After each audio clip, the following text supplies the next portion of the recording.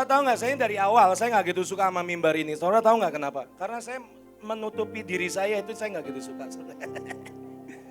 Saudara tahu kenapa saya potong rambut?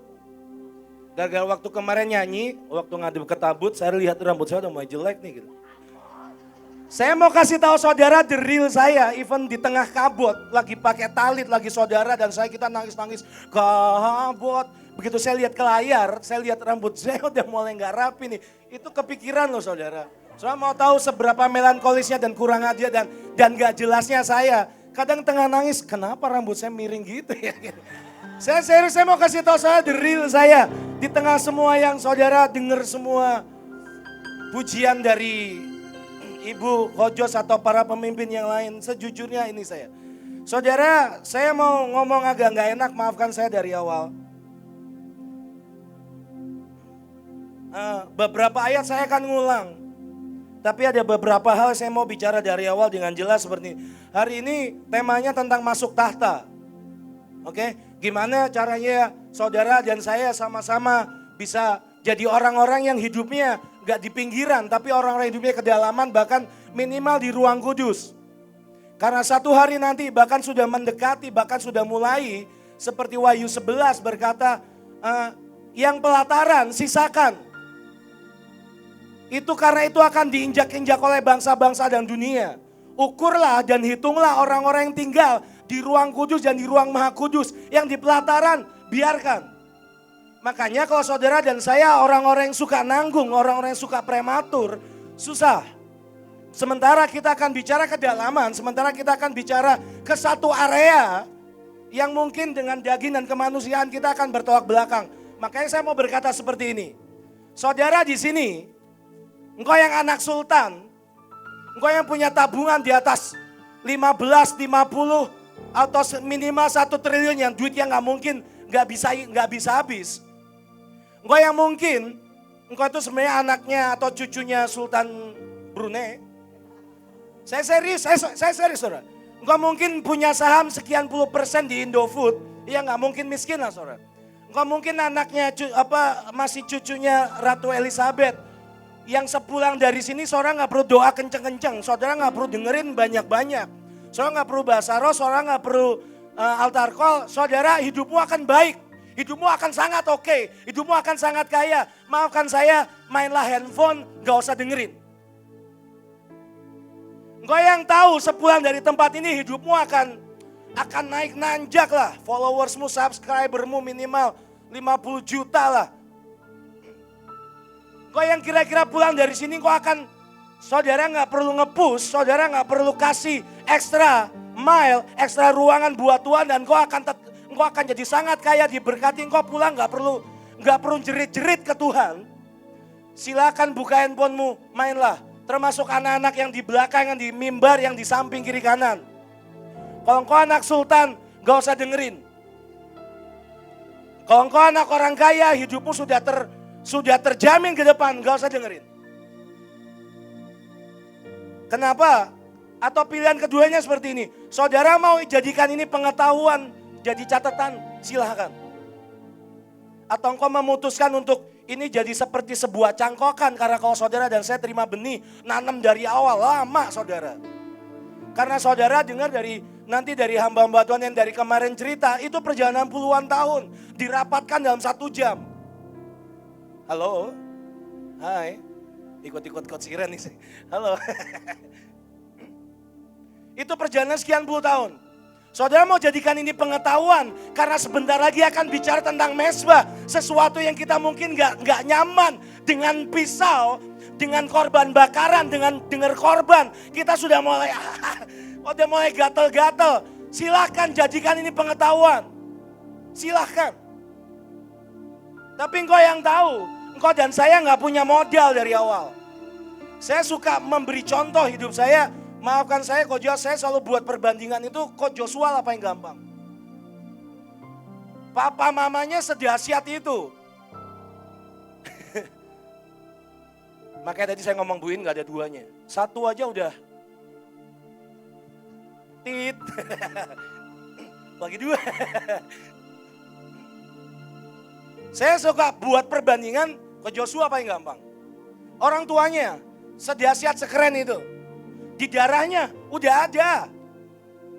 Semua warisan ilahi, karakter, karunia, semua yang roh itu di titik-titik darahnya itu udah bintang Daud, hati. Kalau dicek darah itu serius saudara.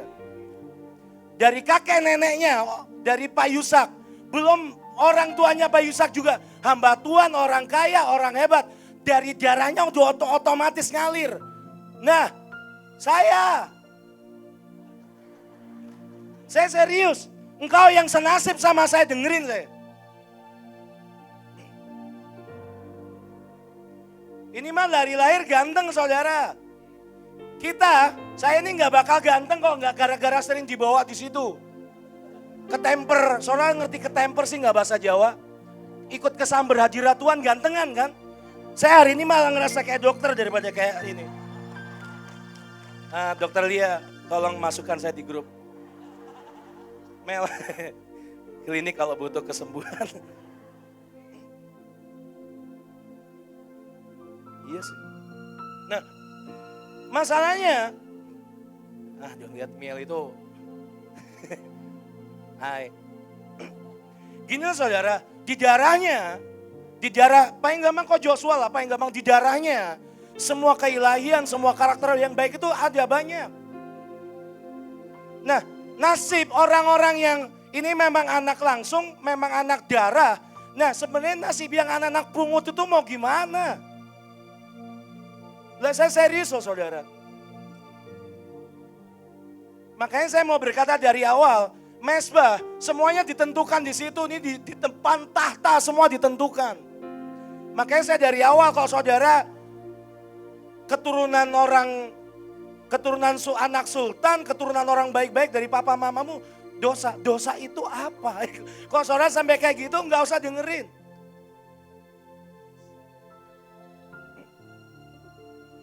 Contoh paling gampang saudara, ada orang baca Alkitab 10-20 pasal, gampang kan? Iya nggak?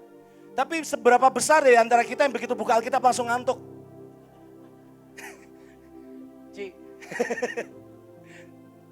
Begitu buka Alkitab langsung Tapi ada orang-orang gitu, ada orang-orang yang puasa itu sama puasa 3 hari. Puasa Esther, iya ayo. Tapi ada orang-orang yang puasa itu Esther Manurung, Esther Simatupang, apalah. Yang jam berapa itu begitu dengar kata puasa itu langsung lapar. Sebelumnya nggak ada kata puasa, nggak ada jadwal, nggak pernah lapar. Tapi begitu dengar kata puasa, nggak bisa. Saudara, saya mau kasih tahu siapa diri. Ini saya. Saya mau berdiri di mesbah manapun, di mimbar manapun, saya tahu cewek cakep ada di mana. Saya mengaku itu dengan terus terang, makanya tadi dari awal saya tadi kan bilang, ada momen di mana bahkan di tengah penyembahan pun lagi depan tabut, kalau saya udah disorot kamera, rambut saya ada yang miring, udah mulai kepanjangan nih, padahal lagi nyembah. Itu tuh tahu-tahu muncul. Itu dari mana? Karena di darah saya nggak ada darah-darah seperti beliau aslinya. Dan makanya dari kemarin saya bicara, ada satu kata yang tahu Tuhan ngomong, glorious collision. Collision itu tabrakan, saudara tahu gak sih? Tapi itu glorious. Ada sesuatu yang ilahi tahu-tahu dihempaskan, nabrak diri kita. Yang dari Tuhan itu akan mengenali di badan kita, di darah kita, di emosi kita, di jiwa kita, di pikiran kita, di kecenderungan kita, dia kenal. Ini teman, ini bukan, yang bukan ditabrak, jeger. Makanya setiap kali altar call, atau sesuatu diberikan, karunia dicurahkan, kita nggak tahan. Nah, buat saudara dan saya yang kau tahu dari awal di dalam dirimu nggak ada modal jadi orang kudus, jadi pemimpin. Di dalam diri saudara dan saya nggak ada modal jadi kaya, baik itu rohani jasmani. Ayo dengarkan ini kenapa? Tahta menunggu saudara dan saya. Kenapa? Kenapa? Maafkan saya tuh gak gitu suka main mimbar, gak gitu suka PPT. Saya pernah coba 1-2 kali pakai PPT, sejujurnya efek kejutannya kurang. Itu buat saya agak ngeganggu. Casey itu hubungin saya 2-3 kali, Kak ada gak? Gak ada, Kes, maafkan. Saya terakhir coba yang 4 jubahnya Yusuf itu, efek kejutannya gak ada gitu. Jadi kurang bagus gitu, udah lah. Mau ngomong apa saya? Nah, masalahnya semua yang berhubungan Saya pakai kata-kata Karut karena buat saya itu yang itu penting sih. Semua yang berhubungan dengan tata, dengan ruang kudus, dengan ruang maha kudus. Saudara tahu itu berhubungan dengan yang namanya mercy seat. Begitu itu berkata mercy atau pengampunan. Saudara ngerti nggak engkau diampuni? Atau paling enggak pertanyaan kedua, saudara sadar nggak sih engkau itu berdosa gitu. Karena hal yang pertama untuk masuk ke tempat Tuhan bertahta. Yang pertama nomor satu, jantungnya dari pribadi Tuhan. Jantungnya dari kekudusan, dari ruang maha kudus itu satu, mercy seat. Kata mercy, pengampunan itu diberikan. Gini saudara, pengampunan dan anugerah itu harus diaktifkan. Itu kayak tombol. Cara mengaktifkannya gimana? Waktu saudara dan saya sadar engkau itu jelek, engkau itu beku. Musik kita itu menjemukan gitu. Saudara berapa kali sih dengar How Great bulan ini? Tahun ini, apalagi sejak pandemi kan ibadah kita banyak banget. Mulia atau kau ku sembah. Berapa ribu kali saudara sadar gak kita menjemukan? Itu lagu saya semua. Dan semua ngikutin. Menjemukan. Nah, mercy dan grace hanya bisa aktif waktu saudara dan saya tahu diri. Saya tuh masih dengar beberapa orang itu, ya orangnya sudah jarang kelihatan dulu sama-sama kami di mimbar. Ada satu statementnya dia yang berkata gini, gue tuh dijelek-jelekin terus. Saya sempat ngomong sama Rolly sama beberapa teman, nih orang sadar gak sih dia jelek? Gue tuh dijelek-jelekin, memang lu jelek bro. Serius, main chord salah-salah gak gitu bisa. Memang lu jelek, gue dijelek-jelekin, lu memang jelek. Nah, mercy, grace itu hanya bisa aktif waktu saudara dan saya tahu diri. Makanya saudara akan sering dengar kata tahu diri. Ibu dan siapapun cerita ini soal pengabdian, soal apapun. Nanti ke depan ada khotbah siapapun. Kata tahu diri itu akan mengaktifkan mercy sama grace.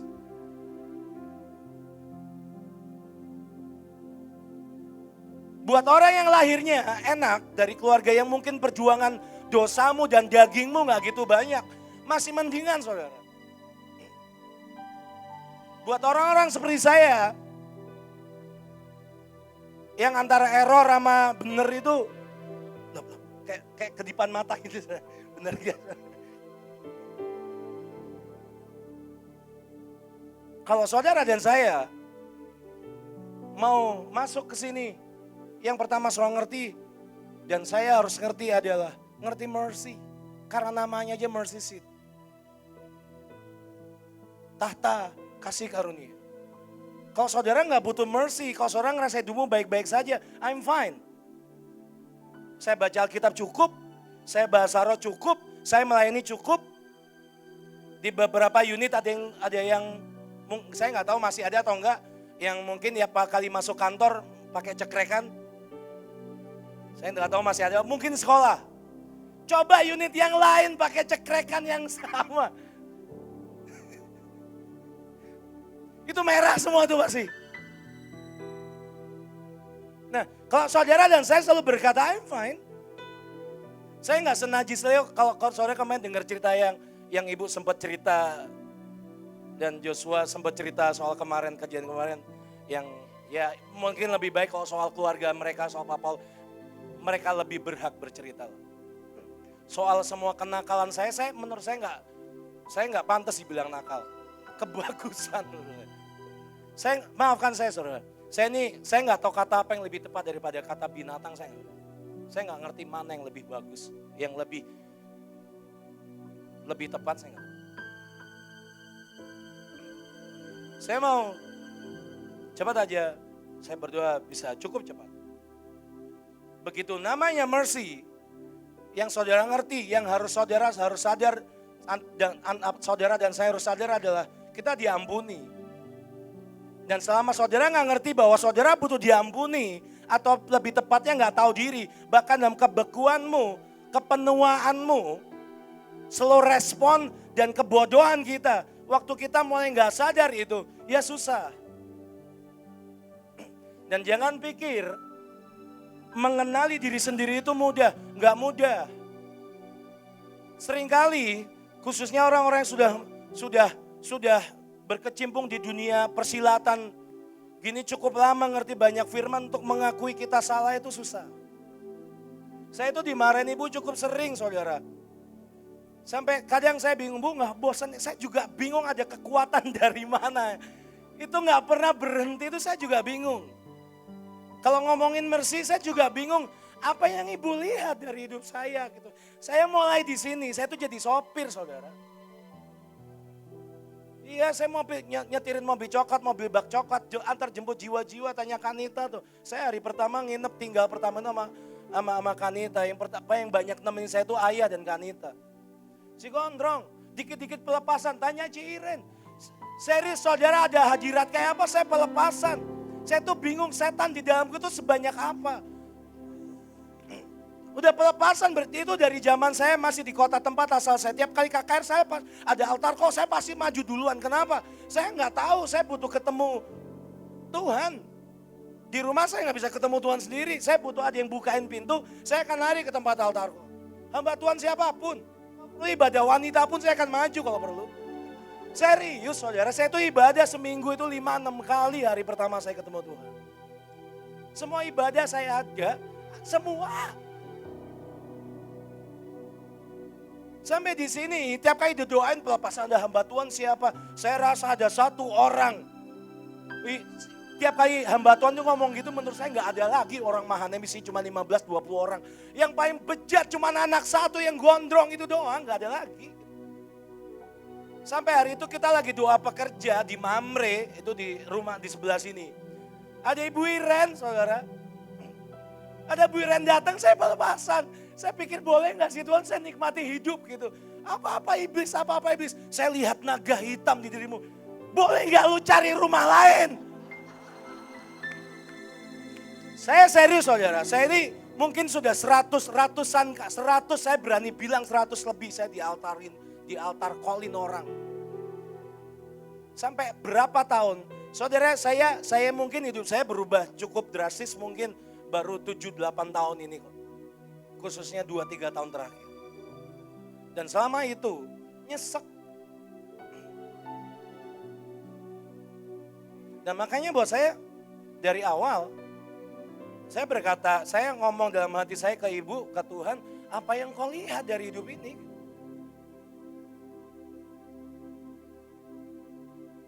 Kalau memang itu emas dan permata mungkin terkubur cukup dalam di kedalaman berapa ribu kilometer di bawah gitu. Dan buat saya, ya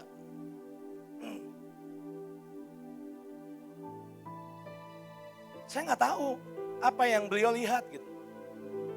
Bingung sejujurnya. Karena saya sama diri saja kadang masih bingung. Nah, mercy, sekali lagi, mercy itu cuma bisa aktif waktu saudara dan saya sadar diri. Saudara sedang melambat, sedang menua, saudara sedang semangat atau enggak kan kau tahu harusnya.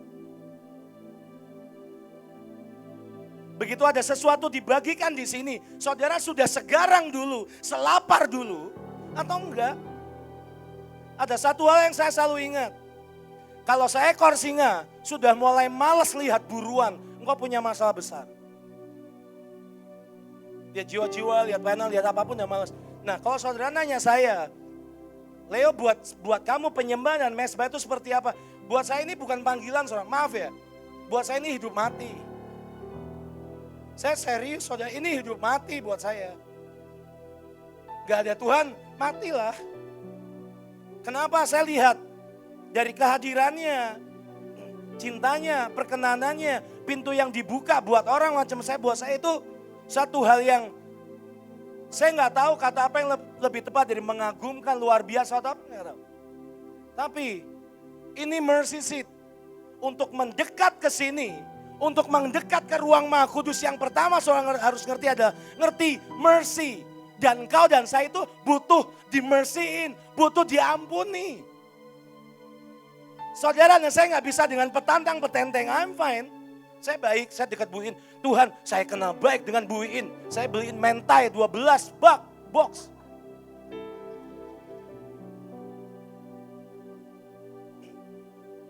tidak membuat engkau bisa masuk.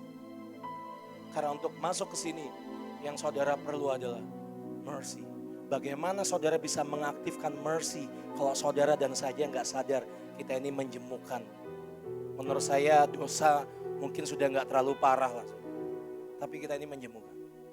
Pukulan drum yang dimainin Joy dan Rollis, lihat aja, mau lagu apapun, keyboard ngek. Saya menyadari saya menjemukan, saya cari cara. Walaupun ujungnya akan muter-muter situ. Ngerti mercy. Nah, buat saudara yang bingung seperti apa mercy and grace, simpelnya begini. Saya agak geser dikit dari catatan saya. Saudara mau tahu mercy sama grace? Mercy and grace itu seperti ini. Saudara tahu kisahnya dari anak bungsu yang minta harta dari papanya dibagi. Dan dia memutuskan pergi keluar kota dan foya-foya. Waktu dia minta membagi hartanya, menurut tradisi orang Yahudi, mau tradisi orang Israel, engkau tuh sedang berkata bahwa orang tuamu mati. Engkau sedang matiin orang tuamu sebenarnya. Engkau sedang menganggap papamu mati hari itu.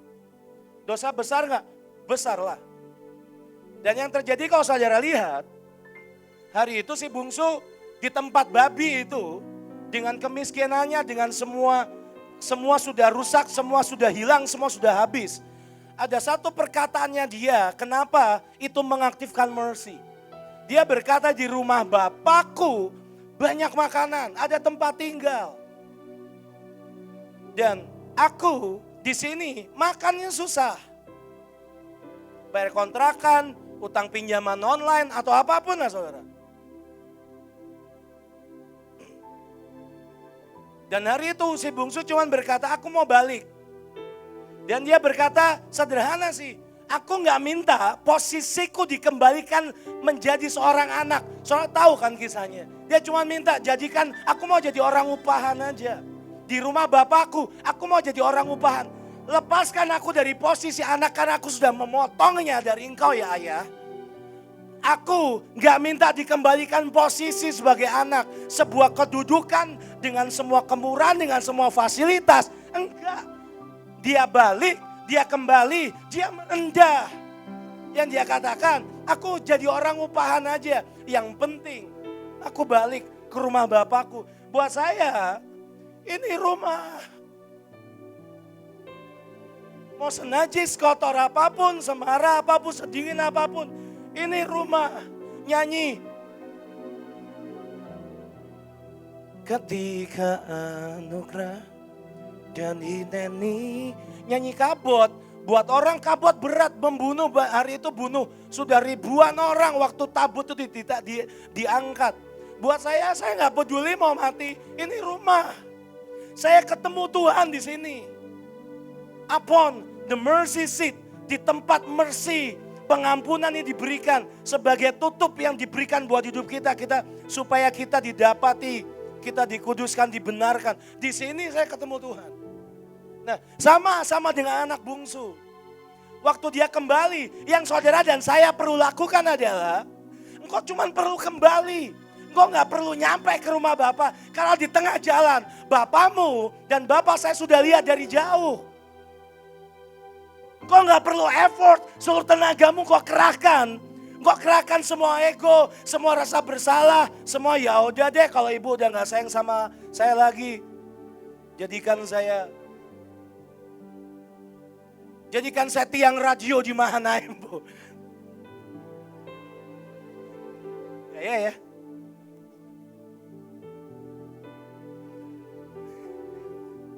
Dan yang dia buat, dia cuma baik di tengah jalan. Papanya lihat. Dan saudara tahu dengan bau babi yang dikerjakan pertama, saudara mau tahu mercy? Mercy adalah waktu bapakmu lari, mendapati engkau dan peluk. Itu yang dilakukan bapaknya, betul? Itu mercy.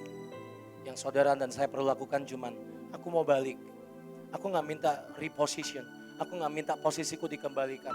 Di bawah pun, ayo yang penting aku balik ke tempat Bapak. Mercy memeluk, menerima saudara dan saya. Saudara mau tahu artinya grace? Hari itu anaknya ngomong, Bapakku ampuni aku. aku sudah bersalah kepada sorga dan kepada Bapa.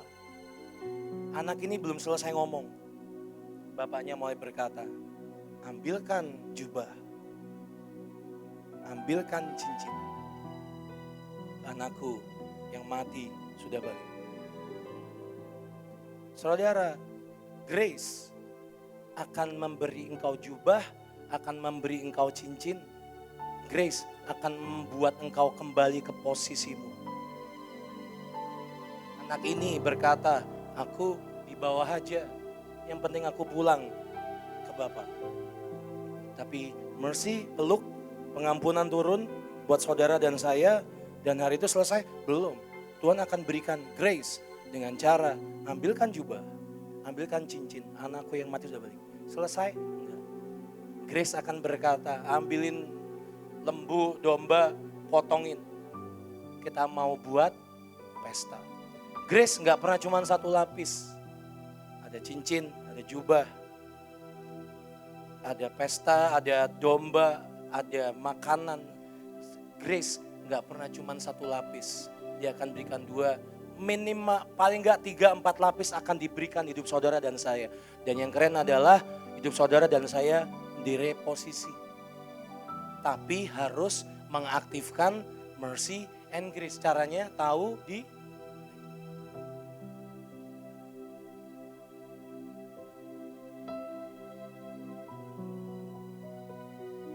seringkali masalah kita ini, kita itu saudara percayalah, kita ini butuh orang lain untuk menilai kita. Makanya begitu saya itu sering baca dan sering lihat dan sering dengar orang berkata, jangan suka menghakimi. Saudara dan saya ini perlu dihakimi. Karena kalau enggak, saudara enggak tahu kualitasmu seperti apa. Ya menghakimi kan cenderung negatif. Ya terserah saudara mau makan itu sebagai negatif, positif, pilihan kok. Sama kayak anak tadi. Nanti aku dihakimi. Enggak, itu selesai, hidupnya akan selesai kok. Yang dia perlukan cuma rendah hati, pulang kok.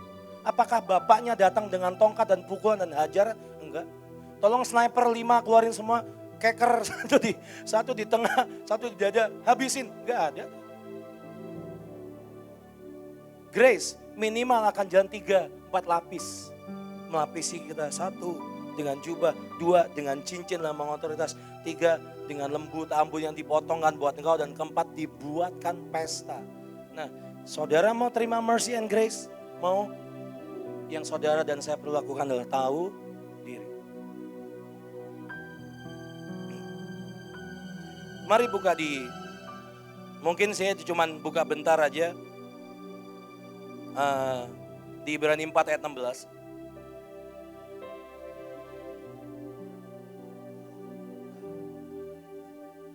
Ayatnya bilang seperti ini, sebab itu marilah kita dengan penuh keberanian menghampiri tahta kasih karunia, supaya kita menerima rahmat dan menemukan kasih karunia untuk mendapat pertolongan kita pada waktunya.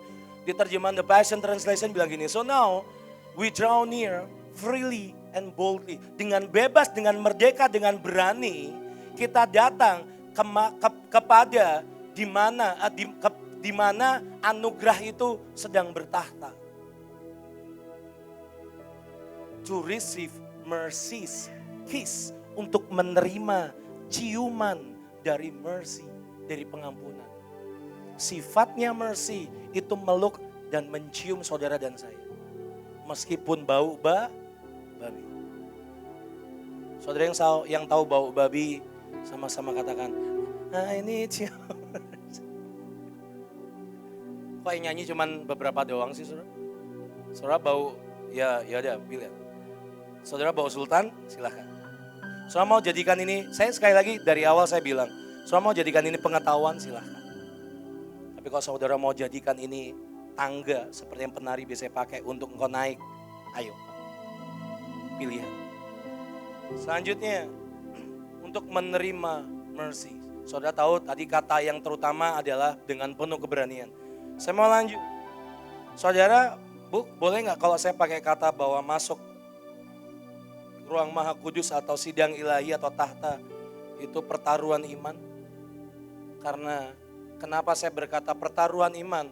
Karena waktu engkau memutuskan untuk masuk atau enggak, waktu engkau memutuskan Untuk percaya, untuk para WL nyanyi lagu tadi, Mes tolong di minor aja Mes. Ketika anugerah dan hineni. Karena begitu saudara ngomong anugerah, ngomong hineni. Itu seperti timbangan yang akan jalan, timbangan digital gitu. Ketika anugerah, kamu ngomong anugerah, kamu dengerin anugerah. Ditimbang. Kamu ngomong hineni, sudah ditimbang, timbangannya akan muncul. Percayalah untuk seorang pemimpin pujian atau penyanyi, kalau dia memang ngerti dan cukup tahu diri, nyanyi lagu ini akan takut. Tapi ayatnya tadi bilang dengan penuh keberanian. Nah, saya mau lanjut. Kenapa? Mia nanti kita doa, saya seandainya bisa ya, nanti ya ikut Miel doain. Saya serius karena kemarin saya lihat Miel pelayanan, ada orang mimpi didoain Miel. Itu salah satu saya lihat pertama kali, mungkin itu saya pertama kali lihat Miel doain orang. Saya nggak tahu ngapa, tapi itu urusan yang di roh, oke? Nah, kenapa saya berkata pertaruhan hidup, pertaruhan iman? Mari buka di Yeremia 30 ayat 21. Ayat-ayat yang saya beri ini cukup sering, saya teriak-teriakan itu cukup sering. Makanya kalau saudara mau buat ini jadi pengetahuan, atau memang hidupmu hidup sultan silakan. Tapi kalau engkau memang nggak punya basic di DNA-mu, nggak ada DNA kekudusan, nggak ada DNA orang bener, nggak ada DNA orang kaya, nggak ada DNA pemimpin, yang adalah DNA yang bobrok. Ayo teriak sama-sama, jeritlah ke Tuhan. Oke? Yeremia 30 ayat 20, 21, yang bagian B. Aku akan membuat dia maju. Ini Tuhan yang berkata, aku akan membuat dia maju, aku akan membuat saudara. Tuhan akan membuat saudara dan saya Mahanaim Indonesia maju dan mendekat kepadaku. Sekali lagi ayatnya berkata seperti ini, sebab siapakah yang berani mempertaruhkan nyawanya untuk mendekat kepadaku, demikianlah firman Tuhan. Nah, di The Message bilang seperti ini, I'll grant him free and easy access to me. Aku sudah menjamin kepadamu sebuah jalur, sebuah pintu yang bebas untuk keluar masuk. Masuklah, jangan keluar masuk kayak enggak keren-keren. Dan easy akses dan sebuah akses yang mudah untuk masuk ke hadirat Tuhan. Would anyone care? Adakah satu orang pun di sini yang berani mengambil resiko dengan keputusannya sendiri untuk to enter my presence uninvited, untuk masuk hadirat Tuhan tanpa undangan, tanpa diundang? Kita ini selalu berkata bahwa ya masuk hadirat Tuhan, Tuhan mau. Kita seperti ini, hadirat Tuhan diberikan, dibuka untuk kita masuk, untuk kita nikmati Tuhan.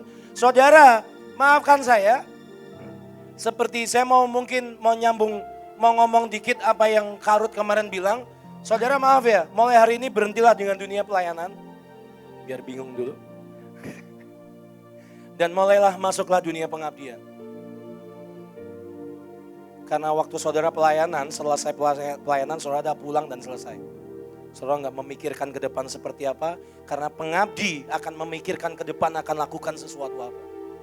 Pelayanan akan berhenti situ. Nah, di sini to enter my presence uninvited. Ada satu momen, ada satu saat di mana untuk masuk ke hadirat Tuhan nggak bisa sembarangan. Dua sisi nggak? Dua sisi. Tuhan berkata, aku beri akses yang mudah dan bebas keluar masuk. Tapi ada nggak yang berani untuk masuk ke dalam uninvited? Masuk ke hadirat Tuhan tanpa diundang. Totong konongol. Totor saudara dan saya totor muncul. Nah, saudara, bagaimanapun Tuhan punya hukum.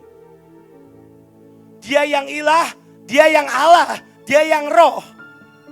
Menyatu dengan kita yang tiap hari ini hidupnya seperti ini. Dengan kedagingan kita, dengan semua kemanusiaan kita, dengan intelektualitas kita. Kita ini berjarak dengan Tuhan, masalahnya gara itu. Intinya gini, saya nggak tahu saudara pernah memikirkan ini atau tidak, tapi ini jadi bahan perenungan saya. Saudara sadar nggak sih, perempuan Samaria Hari itu Tuhan memilih sebuah topik pembicaraan yang menurut saya nonsensi, aneh. Saudara tahu dengan perempuan Samaria yang mungkin sudah 5 kali ganti-ganti pasangan dan pasangan laki-laki yang dia tinggal bersama hari itu juga bukan suaminya. Saudara tahu pembahasan Tuhan apa? Menyembah dalam roh dan kebenaran. Saudara mikir gak?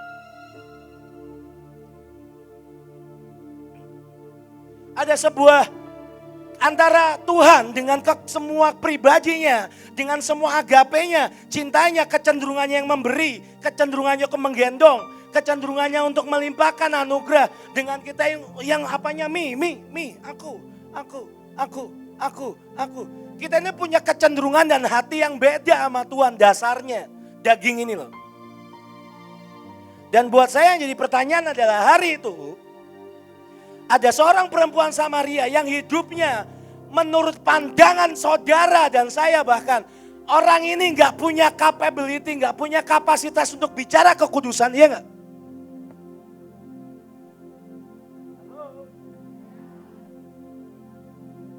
Menurut saudara perempuan ini punya kapasitas nggak untuk bicara kekudusan? Apakah orang ini punya kapasitas untuk bicara kesetiaan? Tapi kenapa Yesus hari itu ngajak bicara tentang menyembah dalam roh dan kebenaran? Kenapa nggak bahas harga cabai, kenapa nggak bahas tentang pemulihan? Kenapa nggak bahas tentang hati Bapa? Kenapa nggak bahas tentang berkat atau apapun? Seperti yang banyak kita pengen. Hari itu pembicaraan Tuhan dimulai dengan air hidup, semua perkara-perkara yang kekal dan yang roh.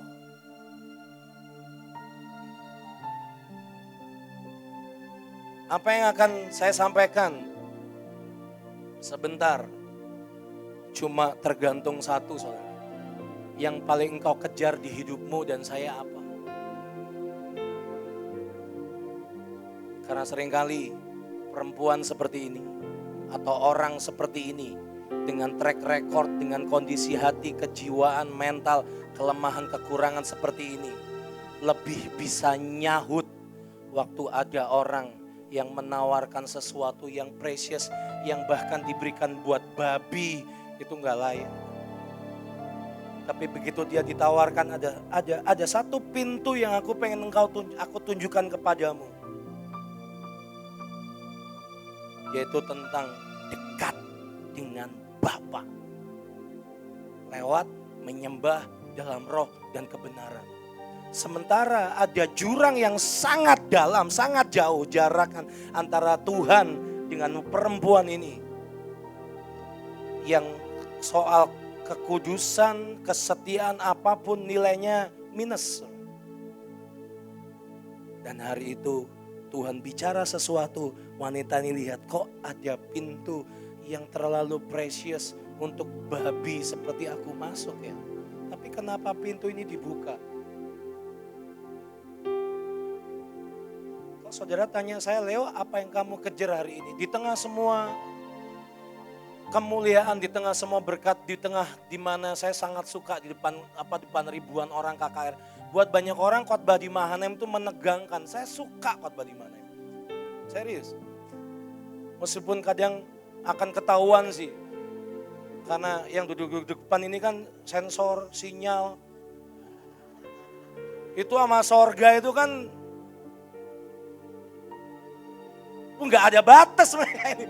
Sama Tuhan ini nggak ada batas yang di depan ini. Jadi saudara lagi palsu atau sok-sokan atau lagi market atau lagi jadi seorang tukang jualan gitu akan ketahuan.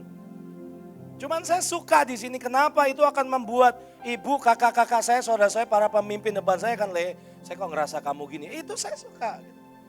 Kesel nggak? Kesel, tetap kesel, tetap. Tapi paling enggak saya melihat nilai saya seperti apa. Nama Leo tapi kelakuan dan hidup babi, terus nyesek kali saudara. Ibu dan semua kakak-kakak ini sudah investasi sangat besar di hidup saya. beliau dan para pemimpin ini mempertahankan saya berkali-kali kok. Entah berapa orang tua dari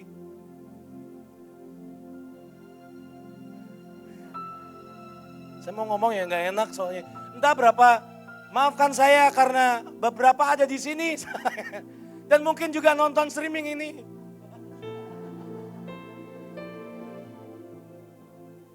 Gak ada orang yang pengen ngulang kesalahan papanya, gak ada. Saya gak pengen ngulang kesalahan papa saya, gak pengen. Tapi itu otomatis antara kekudusan sama saya lebih suka yang begitu gitu. Daging ini otomatis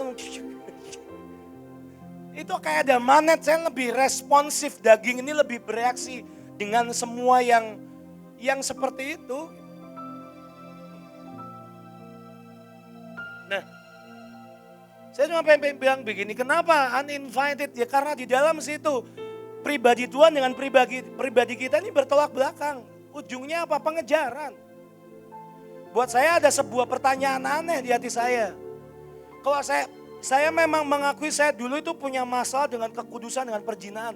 Tapi kenapa Tuhan selalu temui saya di tengah kondisi, situasi sedang lagi kudus-kudusnya, kenapa? Kenapa seperti Tuhan seperti buka pintu dikit dan kayak mana Miel? Suka gini, soalnya sering lihat Miel begini. Dan Tuhan seperti dia tunjukin kekudusannya, ada holiness, ada agape, ada sesuatu yang saya gak kenali di dunia saya. Di lembah saya, di dunia kebabian itu saya gak mengenali ini apa. Saya tahu ini sangat precious, ini sangat mahal, ini sangat luar biasa. Yang orang kayak saya, hadiah medali terbaik buat saya itu dibuat dari tutup botol teh sosro, tahu? Yang sering bikin kecerekan, dibikin medali, kalungkan itu lebih cocok buat orang seperti. Tapi buat saya punya banyak pertanyaan. Kenapa orang seperti Daud bisa ketemu Tuhan? Saudara pernah nanya gak di hidupmu, kenapa perempuan Samaria tadi bisa ketemu Yesus? Kenapa Henokh? Kalau saudara baca terjemahannya, di bahasa Inggris beberapa terjemahan, dia itu ditranslate ke sorga. Artinya dengan tubuhnya dia yang sekarang masuk sorga bisa. Kenapa? Senyawa. Aneh gak? Aneh lah. Emang Henokh gak bisa? Emang zaman dulu gak ada cewek? Masa sih gitu? Masa zaman dulu gak ada dosa? Ada. Saya pernah membayangkan satu hal. Hari di mana Adam dan waktu Henokh lahir, mereka tuh sempat ketemu kira-kira 300 tahunan, 303 atau 305 tahun. Dan percayalah gak mungkin rumah Adam di Selandia Baru, terus rumah Henokh di sini, di Bekasi, yang satu di sono di Thailand. Gak mungkin, gue paling gak satu kampung lah. Dan 300 tahun tiap kali ulang tahun, tiap kali acara keluarga, acara bahtera, mereka pasti kumpul. Ini menurut saya ya, bayangan saya hari itu. Dan bayangin, saudara tahu yang diceritain? Yang diceritain Adam satu. Perjalanannya dalam kekekalan yang sementara hari itu dengan Tuhan, dia ceritakan semua, membuat Henokh. Hari itu Adam cuma cerita, opa dulu. Jalan dengan Allah yang maha kudus. Ini anak masih bocah, ya bocah 300 tahun gimana sih. Tapi ini masih samaan 300, jadi ada minimal ada 300 acara lah hari itu ke pertemuan tahunan. Dan tiap kali dengar cerita kekekalan yang diceritakan Adam, hari itu gak habis-habis terus. Membuat dia nanya, ini Tuhan kayak apa sih? Dan buat saya juga sama, saudara mau tahu seperti apa Tuhan yang hari itu dikenalkan oleh Tuhan, yang dia kenalkan pribadi ke saya lewat ibu. Ada dua cerita. Hari itu saya pernah ketemu Tuhan face to face, physical. Serius, itu pertama kalinya dan menurut saya satu-satunya saya lihat Tuhan physical. Di Sion, di acara Cirebon hari itu. Yang kalau gak salah yang waktu Bu Nani putus jarinya, saudara tahu kerjaan saya hari itu apa? Saya bawa lampu, lighting. BMN belum ada. Saya bawa lampu lighting ya sama ayah sama Serwahyu. Subuh-subuh masuk, aku lupa jam berapa, kita subuh-subuh ingat gak ya? Yang datang, saudara kerjaan saya apa? Masih dengan rambut gondrong terus rapi, gak pernah pakai sampo yang lain. Saudara, hari itu ada hadirat Tuhan, saya megangin lampu karena ayah dan Serwayu selalu nge-shoot khotbah. Dan perjumpaan saya pada waktu saya megangin lampu, si gondrong ini megangin lampu, saya lihat ini sosok siapa, senyum. Dan mukanya saya nggak pernah, yang aneh adalah saya nggak pernah lihat sebuah mata yang penerimaannya segininya, nggak pernah saya. Itu antara muka dengan muka singa itu kayak set dan senyum. Saya tuh bengong sampai megang lampu cukup lama. Sampai akhirnya saya jerit, ini Engkau Tuhan. Dan dia senyum gak jawab apapun. Udah hilang. Saya megangin lampu. Gini-gini pernah jadi Batman lah saya. Dengan nama Tuhan megangin lampu, hari itu saya ketemu Tuhan. Dan perjumpaan saya kedua, ya saya cukup punya banyak perjumpaan dengan Tuhan. Tapi hari itu mungkin sekian tahun yang lalu saya nggak tahu Ibu In lupa atau enggak. Hari itu acara Batra dan salah satunya tempat ini. Saudara, sudah bukan rahasia umum. Kita ini di antara para penyembah, para pemimpin pujian ini memang punya tugasnya masing-masing di area masing-masing. Dan 1-2 hari sebelum acara itu, saya masih ingat ada HT, masih ada Bapak Angkong dan semuanya. Saya masih ingat, saya nggak tahu kenapa, intinya saya marah lah saudara. Saya marah, saya kurang ajar, saya insecure, saya iri lihat saudara-saudara saya. Dan hari itu waktu Eric, Matthew lead worship, itu hadirat Tuhan kuat banget. Ada Pak Kalvi, ada Rolis, hadirat Tuhan kuat banget. Dan saya tahu tugas saya, Ibu dari awal dia ngomong nanti begitu ada hadirat Tuhan, pegang. Dan hari itu saudara tahu yang terjadi. Hari itu saya pegang, saya nyembah. Begitu saya lead lagu, itu semua orang buka mata. Kenapa? Tuhan itu langsung, itu sorga itu langsung nutup. Saya coba satu, saya push. Boleh pinjam mic?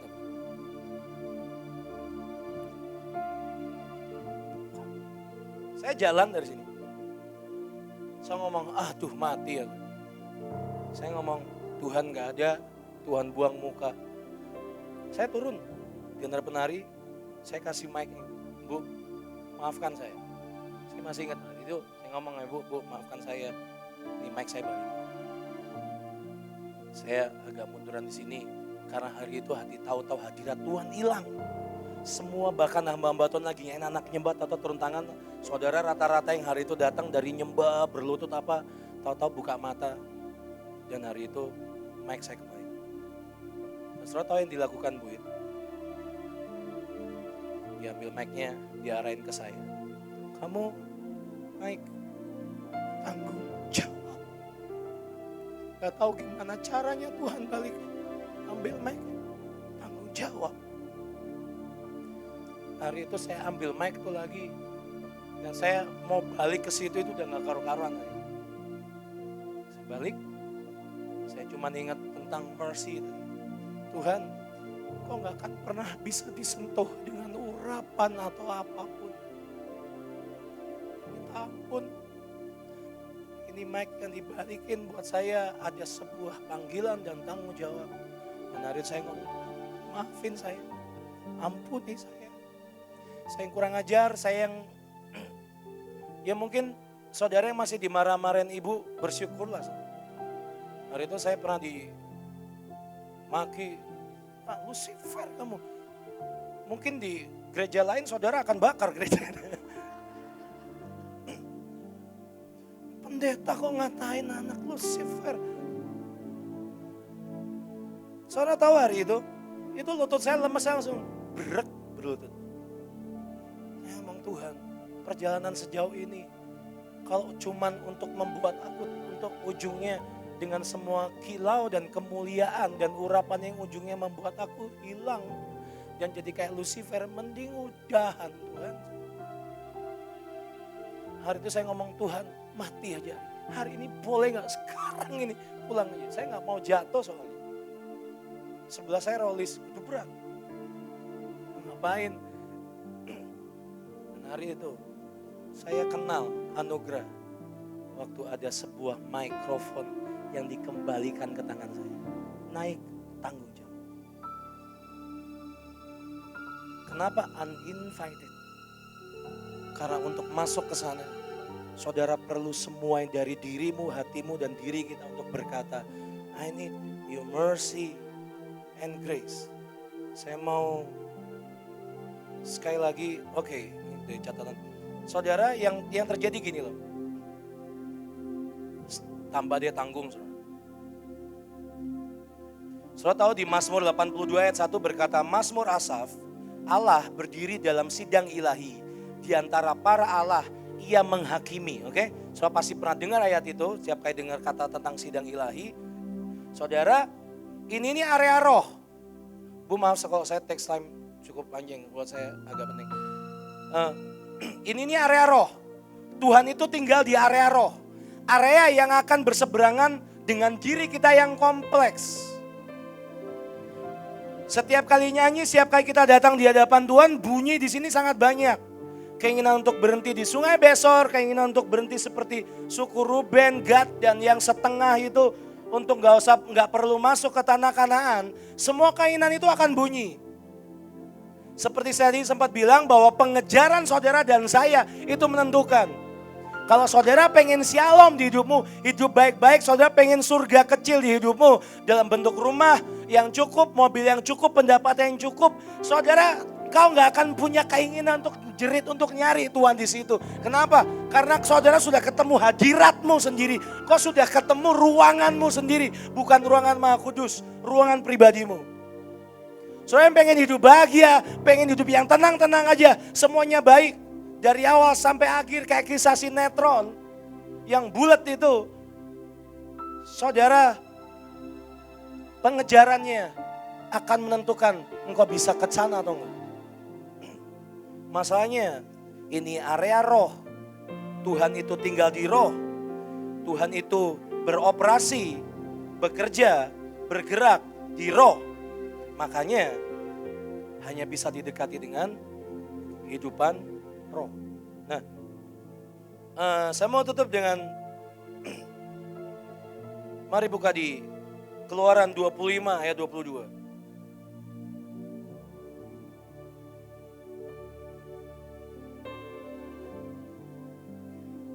Dan di sanalah aku akan bertemu dengan engkau, dan dari atas tutup pendamaian itu, dari antara kedua kerup yang di atas tabut hukum itu, aku akan berbicara dengan engkau tentang segala sesuatu yang akan kuperintahkan kepadamu untuk disampaikan kepada orang Israel. Saya suka terjemahan yang lain sih, saudara, karena berkatanya beda sih. Bedanya adalah,